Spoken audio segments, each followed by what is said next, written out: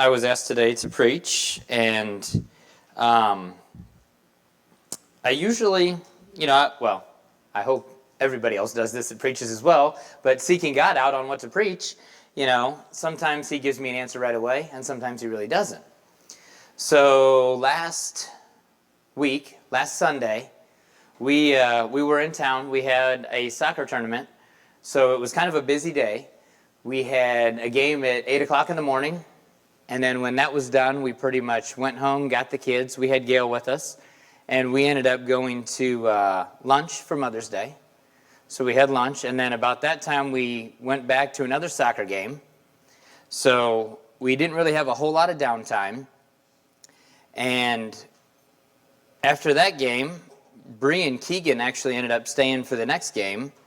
And so then I went out and I saw my mom for Mother's Day. So that was nice. And then I went back and I picked up Bree and Keegan. And then we pretty much went home to get the rest of the kids. And we were heading out to a dinner at her brother's house that night. So it was kind of a busy, filled day. Didn't have a whole lot of time. Well, there was one main thing that I had planned for that day that I had to get done, no matter what happened. It was on my to-do list. I had to mow, okay?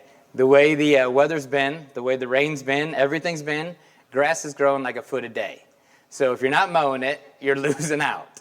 So last week, I had to get the yard mowed. So in between everything going on, and Bree telling me that I did not have enough time to mow because we had to get to her brother's for dinner, I was bound to determine. I'm mowing, there's no choice to it.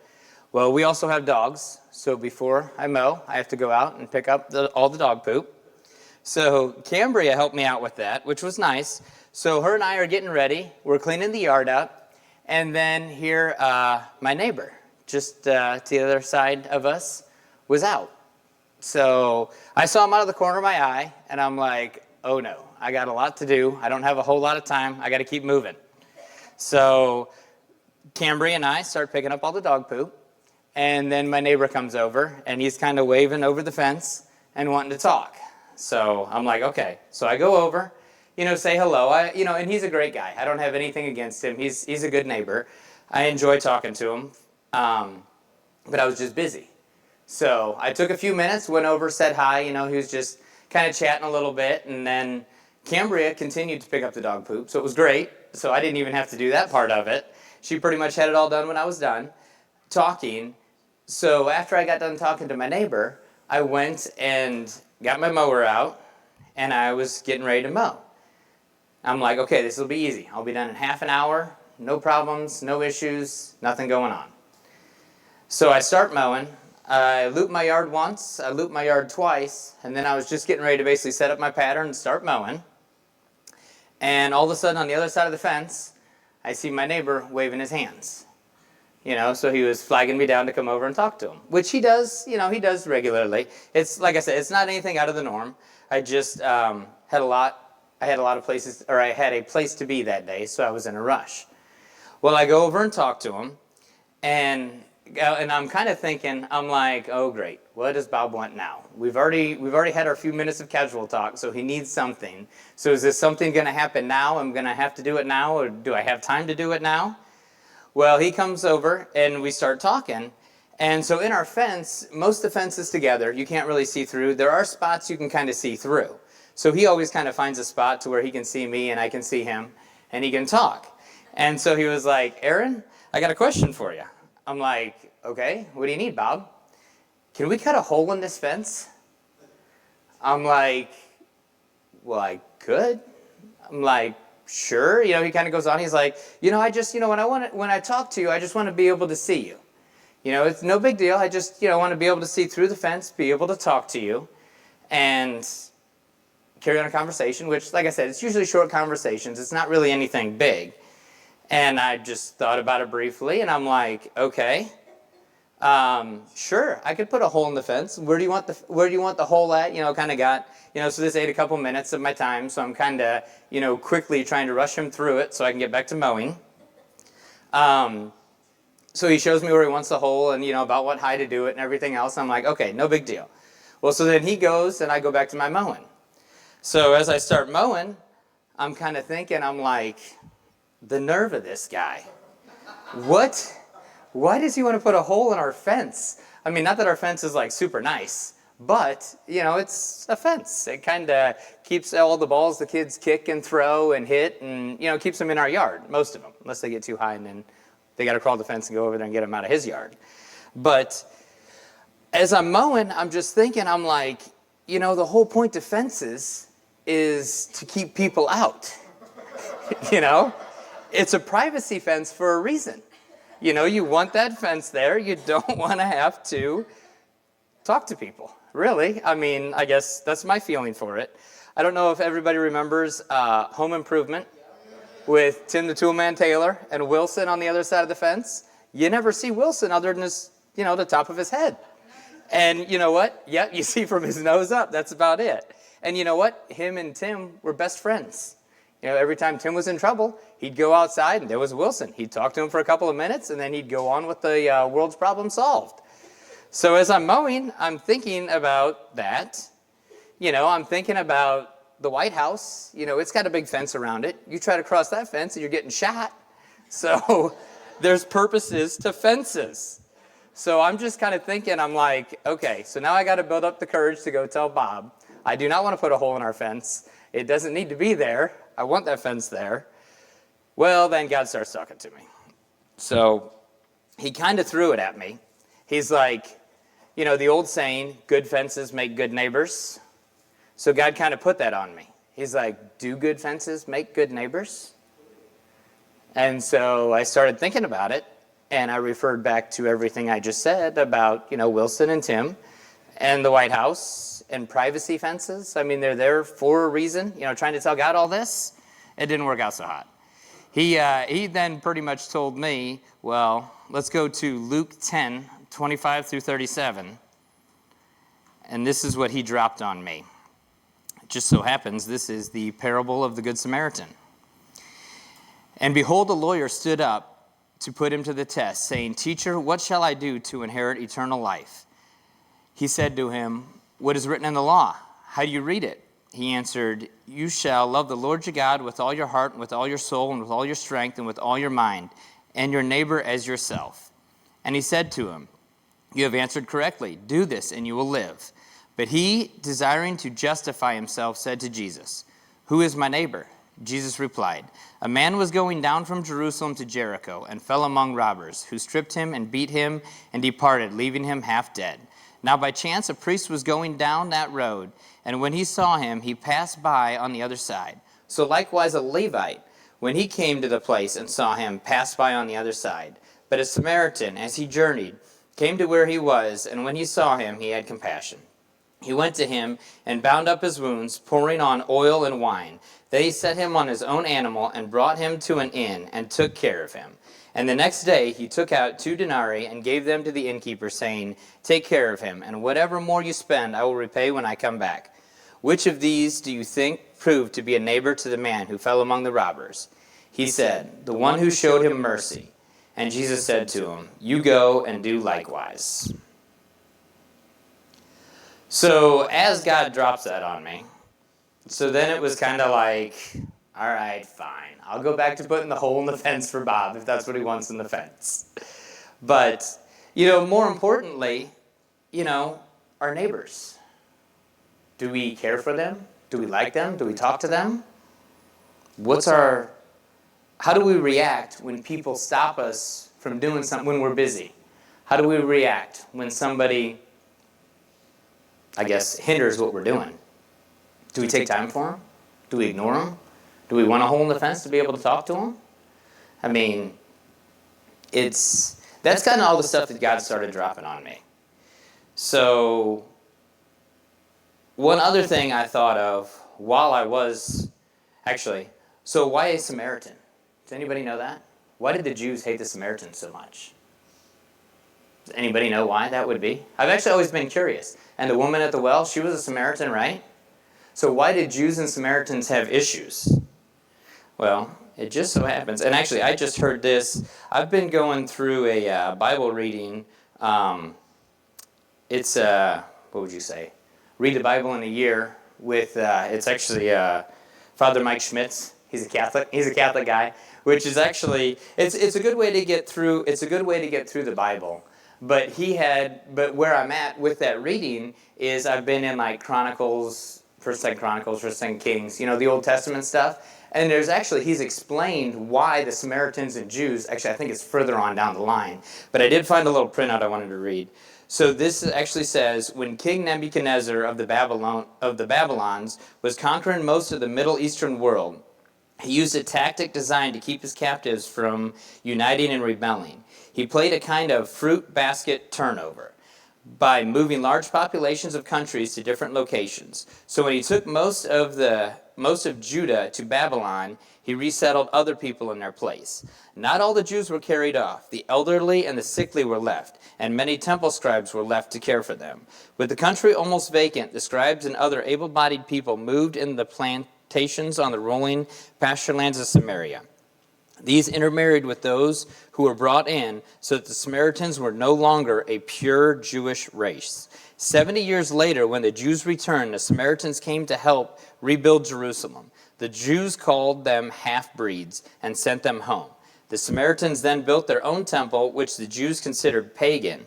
The feud grew, and by the time of Christ, the Jews hated the Samaritans so much they crossed the Jordan River rather than going through Samaria. So I thought that was kind of interesting. It basically dates back to the Old Testament times when Judah was carried off to Babylon. And that was where the whole separation between Samaritans and Jews became a thing. And I don't know, another thing with this Father Mike Schmitz, he's kind of explained it to where like the northern half of Israel and the southern half of Israel. So the northern half was like 10 tribes and the southern half was 2 tribes. So Judah was the 2 tribes, which is where David came from. So the northern tribes were the ones that basically became the Samaritans. So once they were carried off into captivity, they actually never came back as Israel, you could say. So I thought that was interesting. So that's why the Samaritans and the Jews had such issues as they were going. So the Good Samaritan, when Jesus told this story, it wasn't just like me and my neighbor. If I'm out mowing and, okay, I don't have time for you. I mean, it was more like me and, I don't really hate anybody, but if I really hated somebody, if I had an enemy, that's who would have stopped and helped me out, was the Good Samaritan. So he was a good neighbor to the man that was injured. So before I go on, just to finish the mowing story. So then Wednesday when I was mowing again, Bob came over and he actually told me, he's like, as I'm starting to mow, he flags me down again and he actually says, hey, I changed my mind. Let's not cut a hole in the fence. Because he's like, I don't want to infringe on your guys' privacy and, everything else. So it was kind of like, and I was thinking, I'm like, thank you, Lord, for that. Not that, like I said, they're not bad neighbors. They're good neighbors. But he's like, can we just maybe cut like a couple of the top ones off right here? And then, you can kind of peer over and see me and I can see you when we're talking. So I'm like, yes, I can do that for you, Bob. So that is on my to-do list. But on with the neighbor thing. So what does it mean to be a neighbor? Who are your neighbors? I'm going to open this one up for discussion. Who are your neighbors? Anybody you come into contact with. Okay, so anybody you come into contact with, what are your responsibilities to be a good neighbor to them? Got to be kind. Help them out. Talk to them. Take time. Most people in this world just want a couple minutes of your time. That's really all they want. They don't want hours and hours. Now, some people do want hours and hours, but for the most part, everybody just wants to know, like this morning, a simple hug, a simple I love you, a simple I appreciate you. That's really all most people want. Everybody's just so alone in this world because the devil's made it that way. So how do you connect with others and show them the hope that they have in Christ? You take time for them. Don't just brush them off. Don't just go about your busy way. Don't go about mowing your yard. Stop for a minute or two. You're still going to make it to dinner on time because I promise you we made it to dinner on time to Bree's brother's house. The grill hadn't even been started. The food wasn't even ready, so we were there on time. So my couple minutes giving Bob just a few minutes of my time didn't really hinder the rest of my night. You know, it was still an enjoyable night with family, and we all just had a great time. Our responsibility is to show God's love to everybody. Our responsibility is to show everybody that we care. Our responsibility is to get them to heaven. You know, we are the hands and feet of Christ. So we got to do the work. We can't just walk away and hope. I can't walk away and just hope Rob's going to do it. I can't walk away and hope Bree's going to do it. You know, not saying they can't do it, but, you know, there's a time and a place for everything and everyone. And when I'm put in that place to talk to that person, that's my time. I can't expect Rob to step in and jump in real quick and talk to him instead of me. You know, we have to be willing and ready to share and open up. So I kind of put down a few steps. I got 7 steps to being a good neighbor. Can anybody guess what the first step would be? Love your neighbor as yourself. That one's close. That's actually number 2. But, yeah, I mean, you're really close. It has to do with love. Love God first.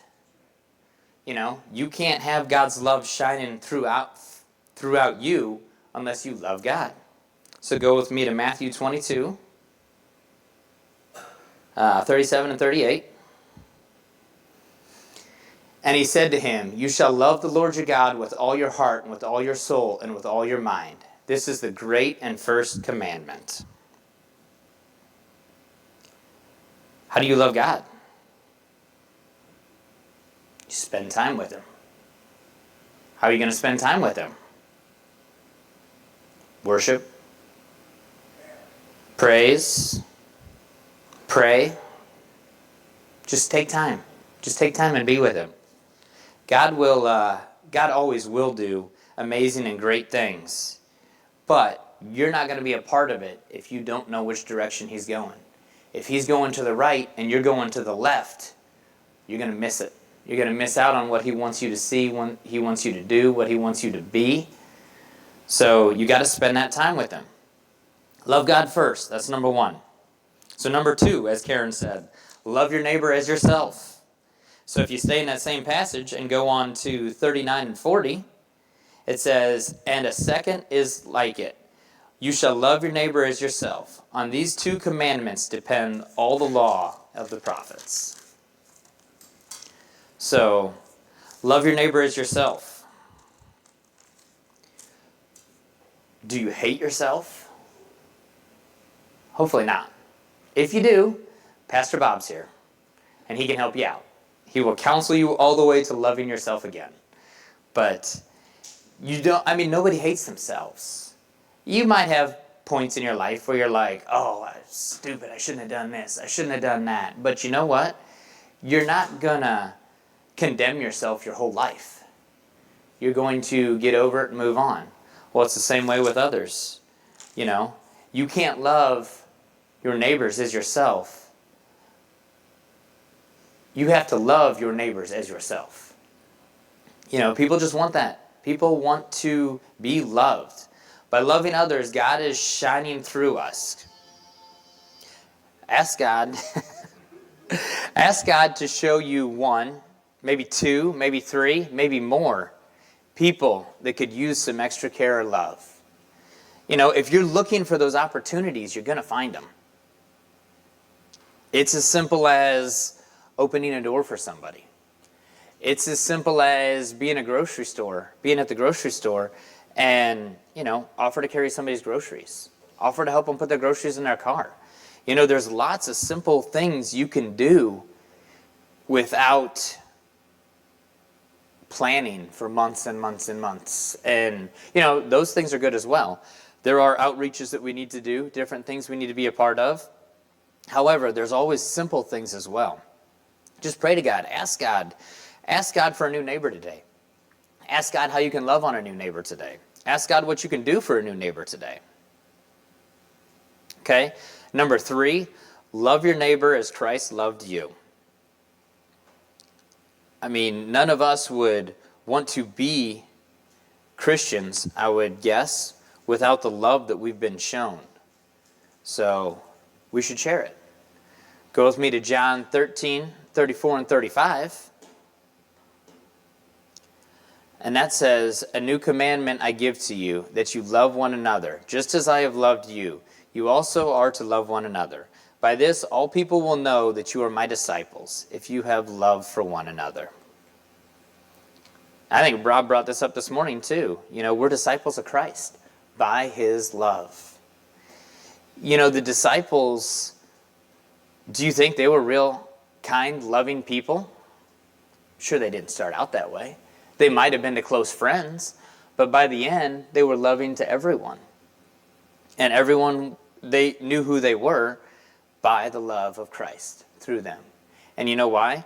Because they spent time with Christ. They walked with him. They lived with him. How cool would that be? They got to actually walk and be with the ultimate love that you could ever know in this life. And that's how they became. That's who they became. They became love, just like Christ was. I don't know if anybody's seen The Chosen. It shows some of the rifts between the disciples. They weren't all best friends. They were all, I would say a lot of them started out as acquaintances, maybe. And then they became friends by how much time they all spent together and what Jesus taught them. But they also chose to be disciples of Christ. They chose to walk in his love. That's exactly what we have to do. We have to choose to walk in love so we can love neighbors. Love for one another is true character of Christ. We don't want anyone in hell. So why wouldn't we love them? John 3:16, "For God so loved the world that he gave his only begotten Son." John 3:17, "For God sent not his Son into the world to condemn the world, but that the world through him might be saved." We aren't walking this world to condemn people to hell. We don't want anybody to go to hell. You shouldn't want anybody to go to hell. We are here to love them into heaven. And you know what? You might be the only glimpse somebody will ever see of love. You don't know people's backgrounds. You don't know what they've been through.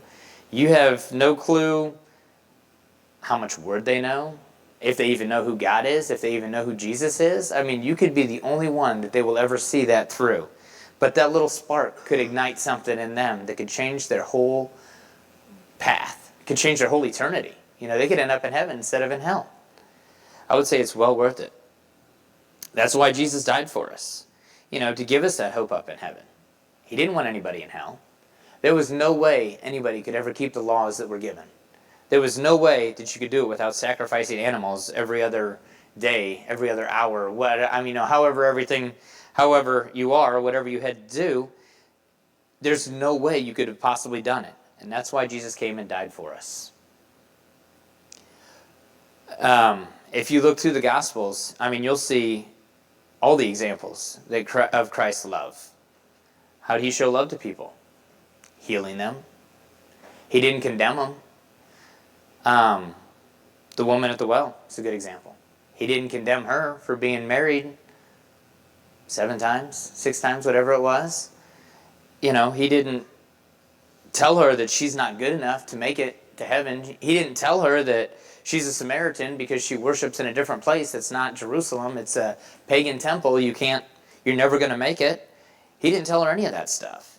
He had a conversation with her. And his conversation with her was peace and love. And that made her run back and tell everybody. Jesus didn't have to beat her over the head with anything. Jesus showed his love. And she took it to the streets. And everybody that knew her knew something was up and what was going on. And all of a sudden, all the people came to find Jesus. Then they all got to hear it firsthand. So Christ never turned anybody away. And he healed everyone. So a little prayer, a little time, a little anything for anybody is better than nothing. Number 4, be a good Samaritan. We already read that passage, so be aware of those around you. Don't be a priest, don't be a Levite. I didn't really look it up, but I've heard it said before that the priest was, it's been compared to that he was too holy. He didn't want to take the time. He was in a rush. He had a sermon he had to go preach. He had to be somewhere. So he didn't take the time to help the guy. And the Levite, I've heard before that he was a wealthy man. So helping somebody like that was below him. So he had no time for it. And then comes along the Samaritan. The one person that shouldn't want anything to do with the guy that was beat and on the side of the road. And what does he do? He takes time out of his day. He takes money out of his pocket and makes sure the guy is comfortable at a hotel, being cared for by somebody. And he said, you know what, take care of him until I get back. And if it costs more, I'll pay more when I come back. So he didn't say, hey, I'm going to give you $5, and once this $5 is out, you're done. He basically said, no, whatever the cost is, I will take care of it. I'll make it right with you when I come back. Are we taking that time? We need to. Number 5, pray for your neighbors. Pray for them by name if you can. Go with me to Ephesians 6:18.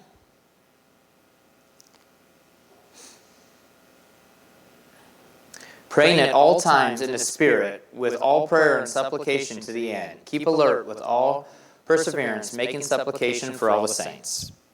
So even if you don't know somebody's name, you can still pray for them. You can pray in the Spirit over people. You don't have to know all the right words to say and, chapter and verse, and you don't need to know all that stuff. All you need to do is pray. Go with me to Romans 8:26, which is another one on praying in the Spirit. Likewise, the Spirit helps us in our weakness, for we do not know what to pray for as we ought, but the Spirit Himself intercedes for us with groanings too deep for words. So if you don't know what to say or what to pray, pray in the Spirit. If you've been baptized in the Holy Spirit, when you pray, your words are going straight to God. We don't understand it. We don't always understand it. We don't always know it. Now you can pray for the interpretation, but at that time, you'll be given what you need. God won't leave you. If you pray in the Spirit over somebody and then He gives you words right after that, those are probably the words He wants you to speak over that person. It doesn't take you to know every little thing about that person's life. All you need to know is what God gives you to know about that person to pray for them. You can pray for coworkers, friends. You can name them by name. Do you name people by name? You don't even have to name people by name. You could name a general group. Pray for the church. You could name everybody individually, or you could name Grace Fellowship as a whole. However you do it, pray for everybody. You can pray for strangers. More times than not, even coworkers, friends, God put them in your life for a reason. It's not by some chance that you're doing the job you're doing. You are there for a reason. I remember years ago when my brother and I's business ended and I was looking for new work, and what we did, Bobby Jean Merck spoke words over me. Spoke words over me about how God had me right where He wanted me to be, and had me where He wanted me to be, had me doing what He wanted me to be doing, and it wasn't a mistake with everything that happened.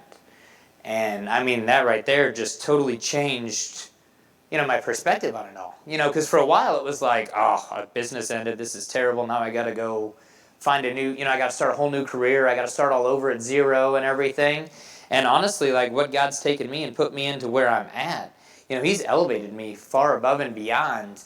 People have worked in my line of work for 20 years and never get to where I'm at. And I've been there, I was actually there about 6 months, and all of a sudden I jumped way up and was thrown into higher stuff. But God puts you where He puts you for a reason. There is no coincidence. There is no chance. And if you start looking at it that way, think, okay, God, I'm here. Who do you want me to help today? Can I help somebody today? Do you want me to pray for somebody today? What can I do? How do you want me to do it? If you seek Him out, He will lead you. Be led by the Spirit. If you're driving down the road and you see a homeless person on the side of the road, what's your first thought? Oh, that lazy bum. There's plenty of jobs out there. Go to McDonald's. You can make $16 an hour now.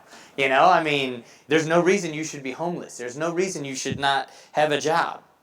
Or do you pray for that person? You don't know what happened in that person's life. It could have been drugs could have messed them up. They could have just had a job and lost it and just spiraled downhill, and I mean, it could be a complete fluke. You don't know. I will say that's one thing I do. I've been working a lot over in Peoria lately, and it's actually amazing. So I've been in like the downtown area. You get off the interstate, you get on Jefferson, there's almost always somebody begging there. You go a couple blocks up, there's more people begging everywhere. And I mean, I will tell you, every time I drive past any of these people, I'm praying for them. You know, I don't necessarily always have money. I'm not always giving them stuff. But I will say, and I don't know their names, but I'm praying for them. You know, I'm praying, Lord, please bless them. Lord, help them. I don't know what they're doing, what they got going on. Lord, help give them shelter for the night, give them food, make sure they're not too hungry. It doesn't take long. It takes a couple seconds. It takes a minute if you want to make it that long. It does not take long to pray for people. I've seen people walking down the roads in Peoria, and I mean, literally just talking to themselves. Do you make fun of that? I mean, it's kind of humorous actually. If you there's a couple. So I've been working up in the East Bluff in Peoria lately as well, and you get off of Knoxville and you go past the hospitals and you're going right through. I mean, just all about the worst parts of Peoria, and you would be amazed at how many people are walking down the road just talking to themselves, yelling at themselves. Now, at first, it's kind of hard to like focus. It's kind of funny. I mean, but then it's like, my thought goes to, Lord, get rid of that demon that has got a hold on them. You don't know what they have. They could have, again, drugs could have messed them up. I mean, alcohol, you don't really know their situation. But prayer can help that. Instead of making it fun, pray for it. All right, number 6, ask and listen. Go with me to James 5:16.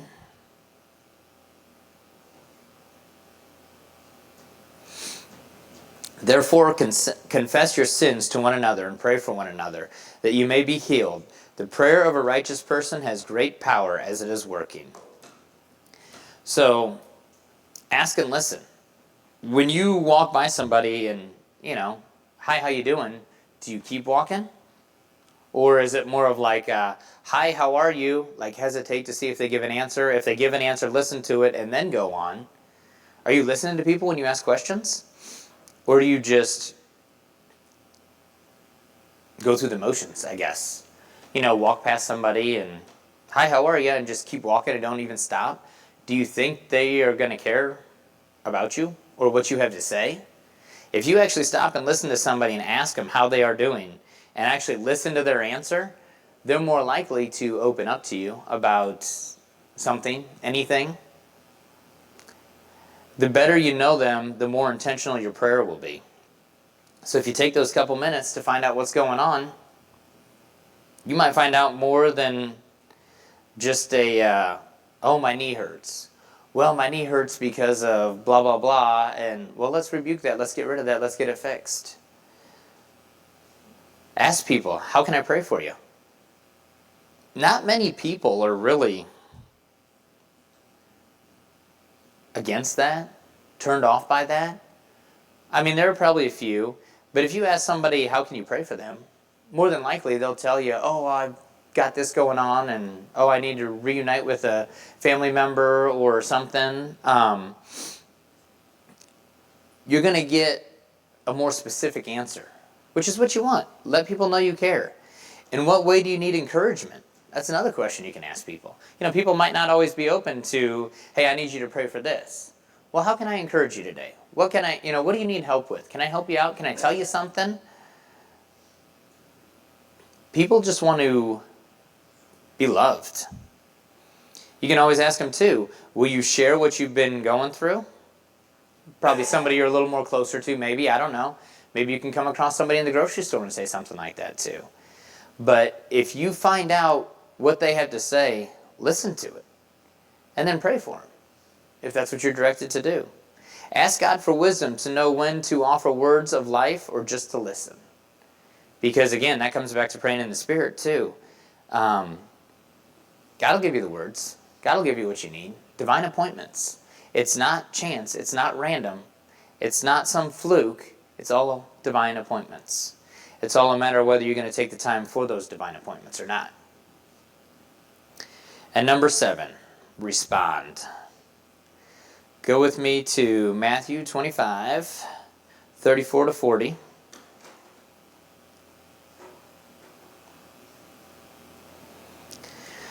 Then the king will say to those on his right, "Come, you who are blessed by my Father, inherit the kingdom prepared for you from the foundation of the world. For I was hungry, and you gave me food. I was thirsty, and you gave me drink. I was a stranger, and you welcomed me. I was naked, and you clothed me. I was sick, and you visited me. I was in prison, and you came to me."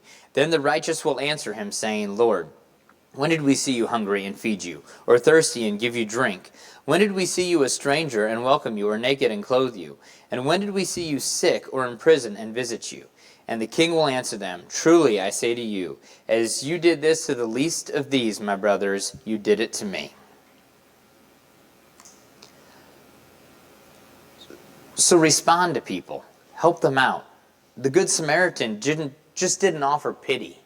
He didn't just say, "Oh man, that sucks. I'm sorry to hear you're down on your luck today," and then walk past him like the Levite and the priest did. He stopped and actually helped him. Helped him out with physical needs. Helped him out with, he bandaged him up. He put him on his donkey. He took him to the city. He didn't just leave him. He didn't just bandage him up and leave him on the side of the road. He actually took him to the city, put him in the inn. He paid for him. Sometimes physical needs are what people need. Maybe they don't just need words, but then sometimes they just need encouraging words. Sometimes somebody could be brokenhearted and just needs a person to talk to for a few minutes, a few hours, a few days, whatever. But encouraging words are a big response to people. Sometimes it's not just words. Sometimes it could be a tank of gas. Are you willing to open up your wallet and pay for somebody? Have you ever been at a gas station before and somebody doesn't have money and they're trying to dig through change, trying to put $1 worth of gas in their vehicle so they can make it to wherever they got to go? Have you ever filled up a tank of gas for those people? Are you willing to do the work? Are you willing to give? We tithe in church. We sow, right? To pastors, to, base, to wherever else we sow to. Why couldn't you sow a tank of gas too? It's a possibility. Seed demands a harvest. Sometimes a meal. What about a homeless person? Like I said, those people in Peoria. If I'm driving by them and if I yell out the window, "Jesus loves you," do you think they're going to care? Probably not. What if I throw a double cheeseburger out the window to them and then tell them Jesus loves them? They might care a little more. They might be a little more open to the response. My point is, you can put in the work. You don't have to just, "Oh, I'll pray for you." There's more to it than that. Some physical needs are needed. Sometimes just spending time with someone is good enough as well. The woman at the well. Look at how big of a missionary she became. She went and, told the whole city about Jesus. And that's all because he just didn't condemn her. He talked to her. And that was it. That's all Jesus had to do. You don't necessarily have to beat people over the head with the Bible to get them saved. Lead by your actions. Show them how you are. Show them that you love them. Show them that they can be loved. Show them that they are loved. That's what Jesus does to us.